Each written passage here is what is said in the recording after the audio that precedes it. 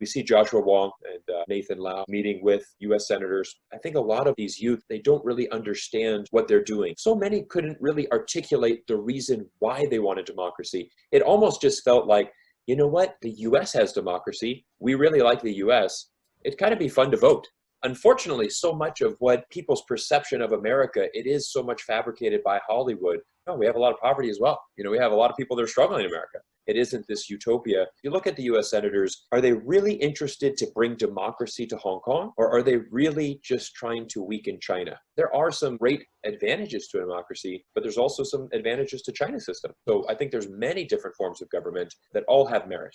I just want people in Hong Kong to realize that the future of Hong Kong depends on a healthy relationship with mainland China. Mainland China is not interested to turn Hong Kong into another mainland China city. Why is that? They already have many mainland China cities. It works better for the mainland government to have Hong Kong as a special city with special status. It was at a point in Hong Kong where if you were speaking Mandarin, you had to literally fear for your safety. If you're trying to change something, what's been accomplished with that through violence? We look at Martin Luther King. He preached nonviolence. Nelson Mandela is not going in a violent direction. Gandhi in India, it's a peaceful protest.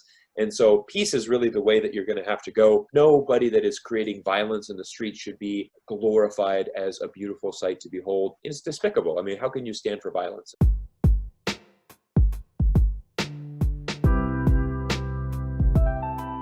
Hey guys, it's Keybros. Welcome to the fourth episode of SOFTtalk, where unlike BBC's Hard Talk, the interviewees won't find it hard to talk. So today, we're very honored to have a special guest from the USA. It is also our first collaboration with an individual YouTuber.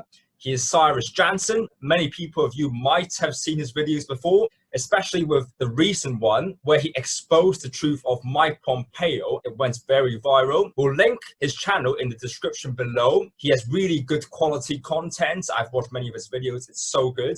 So please do subscribe to his channel and check it out. So Cyrus, would you mind briefly introducing yourself for our audience? First of all, thank you both for having me on the show. I've been a big fan of your channel. I discovered it probably about 6 weeks ago. And I'm just very inspired by you. I know both of you are still fairly young in your careers. You have a great passion for the city of Hong Kong, for the country of China. I'm very honored to come on here. So my name is Cyrus. I'm originally from Orlando, Florida, obviously an American. And I've had the pleasure of living in Greater China for about 10 years. 7 of those years were in Shanghai, 3 years in Hong Kong.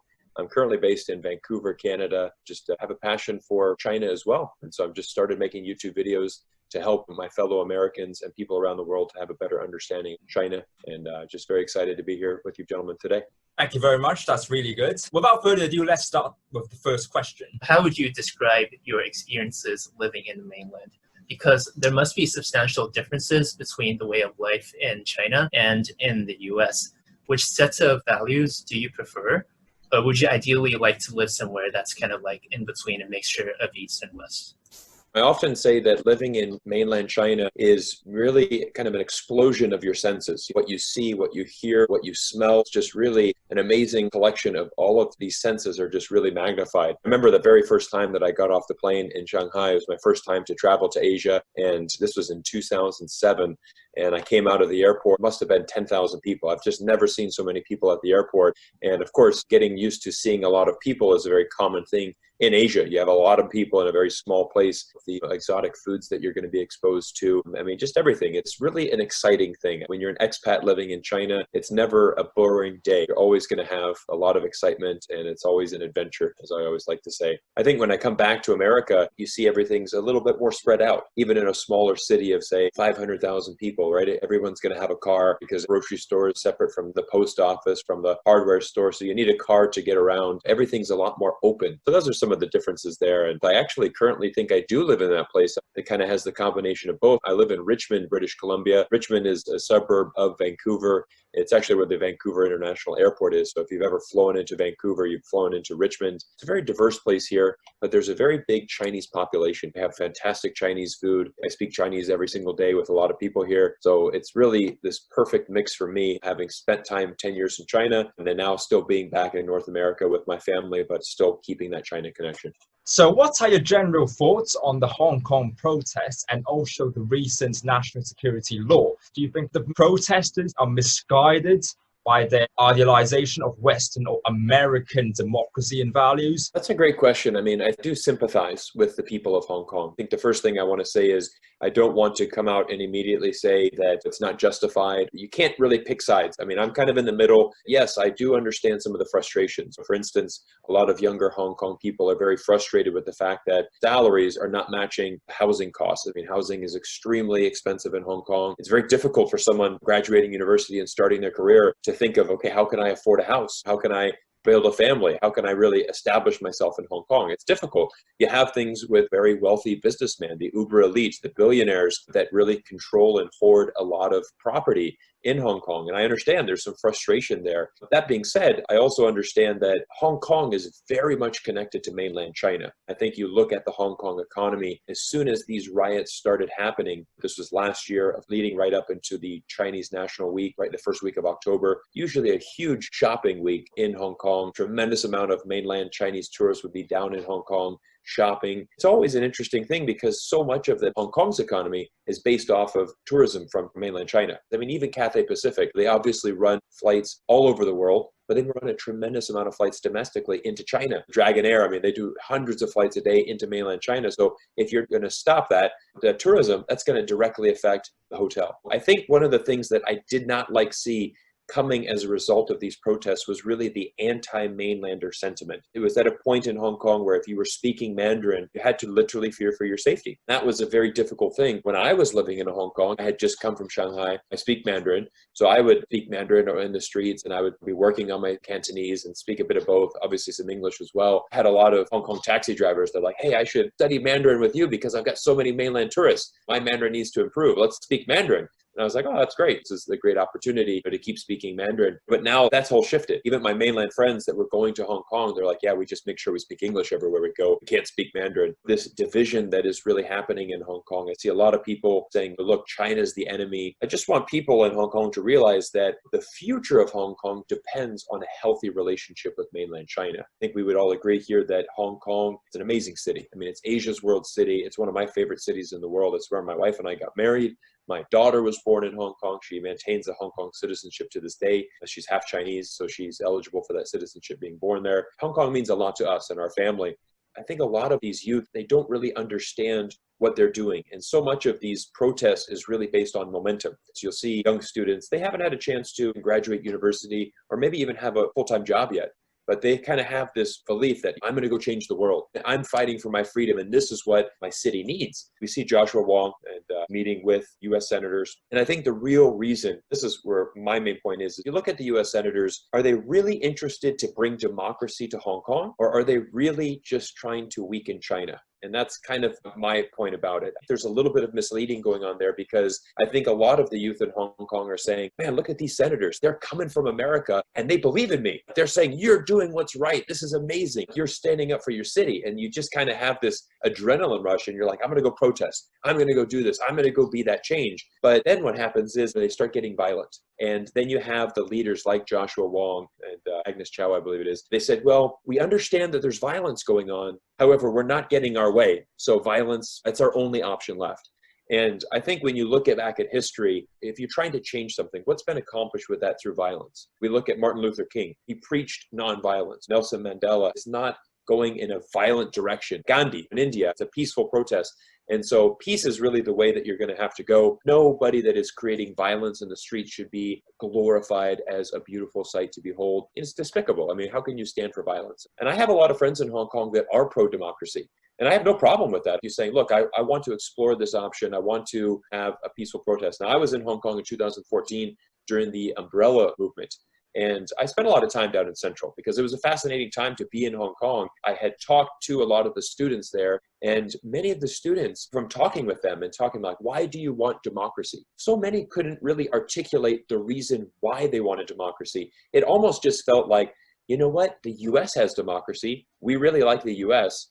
It'd kind of be fun to vote. That was the main thing. It's like, I just kind of want to have a vote. You can't really give me a real reason why you want it, other than the fact that it's like, hey, that shiny object over there that person has, it looks kind of cool. I want one of those. I remember this one story of this masseuse. I was talking to her in Hong Kong, and she had told a story of her son. He was at university, and he was still living at home with her. She was still giving him a weekly allowance. Everything's coming from the mom. He's skipping school, and he's protesting. She's saying, look, you have to get back to school. In this life, you have to work hard. You have to go do this. And he'd say, no, I'm changing the world. I'm changing the city. By the way, I still need my allowance. I still need my money. And it's like, you're lost. She couldn't believe the frustration because she's like, get out into the real world and learn how it works. And so many people fear mainland China, and they're simply saying they're going to strip away all of our freedoms. They're going to put us in jail if we say anything bad. This was very similar to 1997 when the handover happened. I mean, I'm in Vancouver. There was a huge wave of immigration from Hong Kong into British Columbia, specifically into Vancouver. And everyone was fearful that as soon as that handover happens in 1987, that's the end of Hong Kong. And what has happened in Hong Kong? I mean, it has continued to improve. It ranks as high as number 3 on the Worldwide Freedom Index. That's after the handover. That's while China has been managing Hong Kong. Hong Kong has been able to maintain that position. Mainland China is not interested to turn Hong Kong into another mainland China city. Why is that? They already have many mainland China cities. It works better for the mainland government to have Hong Kong as a special city with special status. Well, what she said is very true, because I think most of the issues that surround Hong Kong youth are social economic and not political. They're just scapegoating the central government. Hong Kong's social problems are so deep-rooted, and the failure to solve them, that responsibility, that fault has to be borne by the Hong Kong government and has nothing to do with the central government. Especially has nothing to do with typical mainlanders who are actually contributing to the Hong Kong economy. Exactly. Also, I think that democracy, it's a means to an end, and it's not an end in itself. Things like universal suffrage is a way by which a socially desirable outcome can be produced. And when people blindly believe that once we embrace the system, all of the good outcomes will automatically flow from that, I mean, I think that is rather irrational.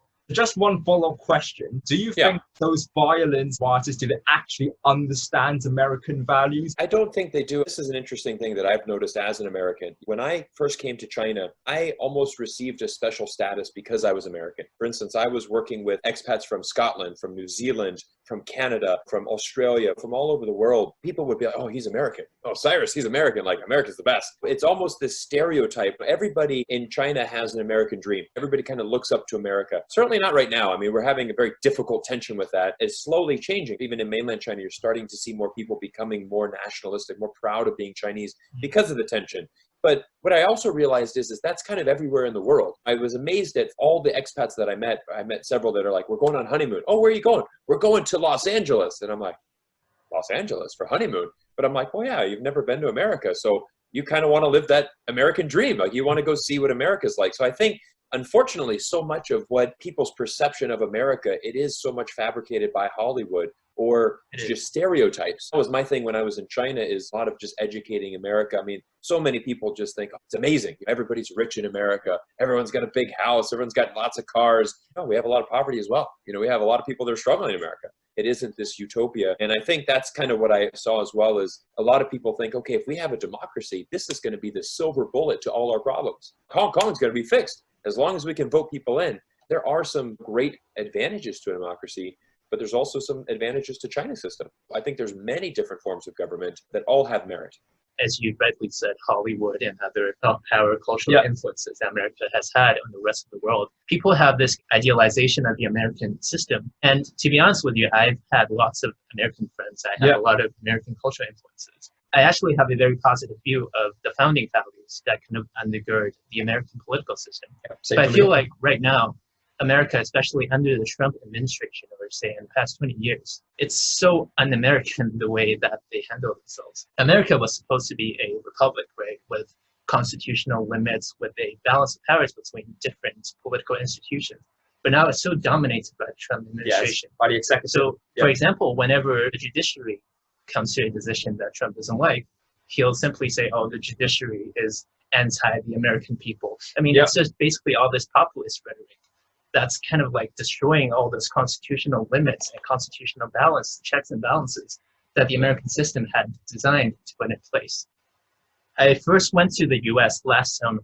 I remember arriving at Chicago airport, and I was like, oh, this is so exciting. This is my first time in America. It's going to be awesome. And then was like lining up for security. There were like so many security checks at the US airport, right? I was lining up for like 2 hours and I was kind of deflated, and I looked around. I was like, man, this place is like from the 60s. It's so backwards and so ancient, and all the infrastructure. Is this America? Is this the best that America has to offer? And it's the same thing with London. Right? London doesn't have Wi-Fi on the system. And there's no air conditioning either. So here is like one of the busiest airports in America. This is so bad compared to Hong Kong. And I was like, Hong Kong people ought to come to Chicago and have a look. And then they'll start to appreciate what we have how here in Hong privileged Kong. they are. So how do Americans view the Chinese people? And by Chinese people, I don't mean those who were born and raised in the States, but those who are native to China, such as international students, first-generation immigrants, and tourists. So in your opinion, are their perceptions of China as a nation or the Chinese political system or the Chinese people accurate or out of touch? And are Americans generally lacking in their understanding of modern China? And do they sort of have a condescending attitude towards Chinese people? Yeah, great question. I mean, I think if I would say for a typical American attitude towards to a Chinese, let's say a Chinese immigrant or an international student, I think it would be, again, kind of going to those stereotypes. And so, for instance, I'm going to just use a very generic stereotype that, you know, Asian students are good at math. You know, that would be like a very typical American response. It's like, well, you better study hard because you know those guys are going to get good grades. Most Chinese immigrants, they're not ones to be rowdy. I mean, they're not going to be causing trouble. And I mean, they're going to be more quiet. I would actually say opinions would be more of a positive thing in general. However, this has started to change a lot because of the narrative that is coming from the current administration. You know, we obviously know, you know, Donald Trump in the beginning of March called it the China virus and has doubled down and keeps calling it the China virus.